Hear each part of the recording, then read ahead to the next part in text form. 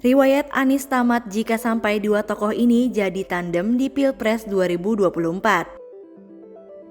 Hasil survei yang dilakukan lembaga Indo Strategy Research and Consulting mengungkap fakta mengejutkan mengenai simulasi pasangan calon presiden atau Capres 2024. Survei ini turut menandingkan sejumlah tokoh politik yang berpotensial maju.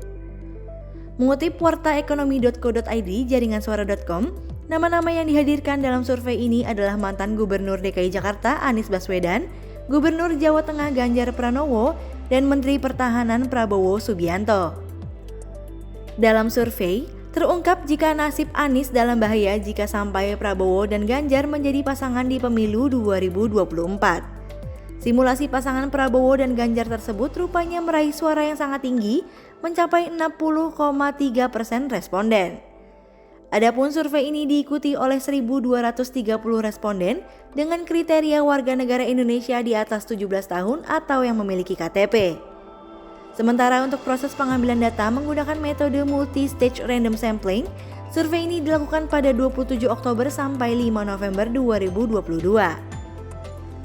Hasil survei yang menempatkan tingginya elektabilitas Prabowo dan Ganjar jika dipasangkan dikomentari oleh pengamat politik Universitas Hasanuddin Makassar, Sukri Tama.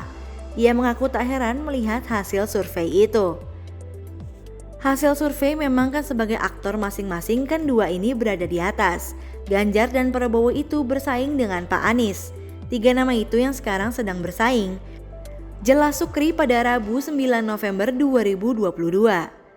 Sukri juga tidak heran melihat simulasi Prabowo dengan Ganjar yang pasti akan meraup dukungan yang cukup tinggi. Meski demikian, memasangkan Prabowo Ganjar tentu cukup sulit dilakukan jika partai keduanya tidak kompak.